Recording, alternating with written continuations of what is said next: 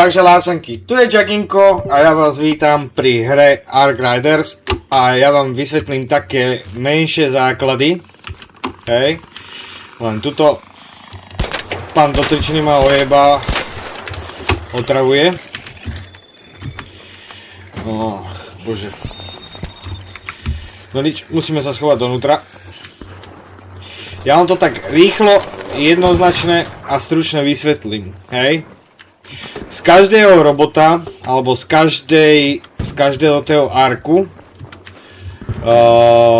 padajú také základné itemy, ktoré som si teraz momentálne pre vás nazbieral. Aby som vám to vysvetlil, jak to celé funguje, hej.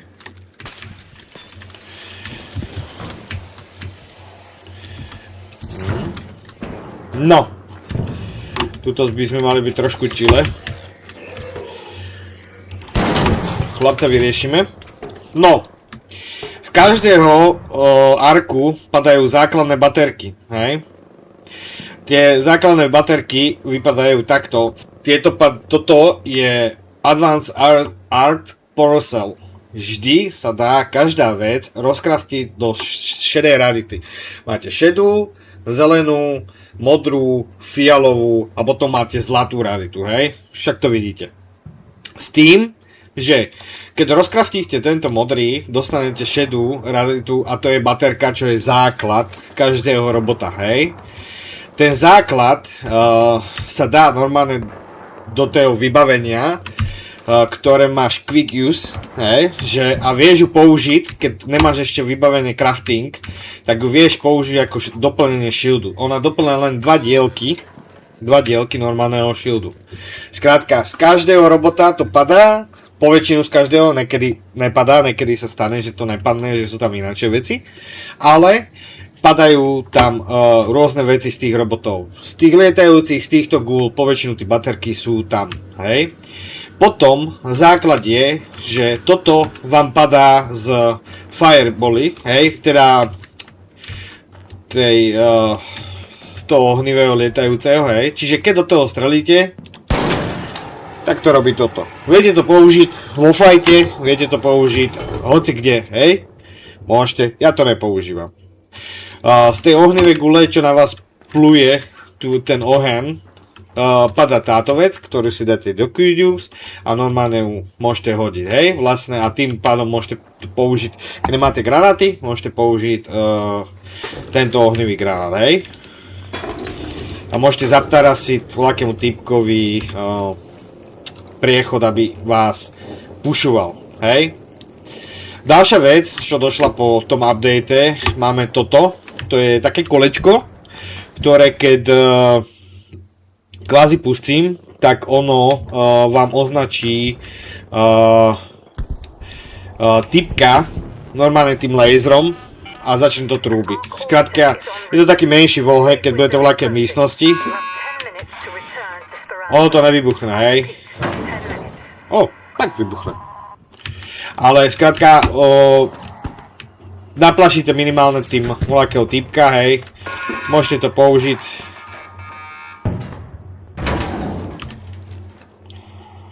Potom, čo padá z tých lietajúcich, toto padá z tej vaspy, hej. Čiže to hodíte a musíte do toho streliť, hej. Kde som to hodil? Ja, to je to. Čiže keď do toho strelíte, tak vám to vlastne vybuchne. Máte vlastne granát. Áno, ďalší granát, ktorý padá z ďalšieho arku. Potom vám padajú z tých elektrických tieto, ktoré sa dosť často používajú na omráčenie roketíra, hej? Alebo podobných tých väčších arkov, hej? Čiže ja keď to hodím po arkovi, mal by dostať šok, výboj a on vlastne padne dole, hej? Takisto to platí aj na hráča, hej? Čiže keď si to hodím pod seba, mal by som dostať výboj, ktorý ja asi nedostanem, neviem. Ale keď to hodím na hráča, takisto to omračí aj mňa ako hráča. Uvidíme, či to takto omračí. Tak nič. Ale každopádne chápeme sa, hej? Čiže tu máte lacné granáty, ktoré v tej hre viete použiť bez toho, aby ste si museli brať granáty. Ja tieto elektrické používam na roketírov alebo tých väčších, hej? Podľa nového, čo teraz došlo aktuálnym updateom, je tento launchpad, jak na Fortnite. Počkajte trošku. Mám trošku zabugovaného, hej?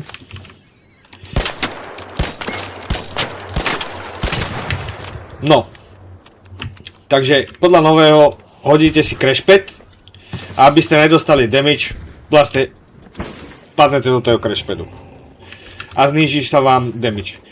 Není to neuveriteľné z hociaké veľké výšky, skrátka tlmí to náraz. Ono vás to dokáže zabiť aj keď idete z neviem jaké výšky, ale máte to redukované, hej? Je to dobrá pikoška, ale prikapujem z veľké výšky sa na to trafiť.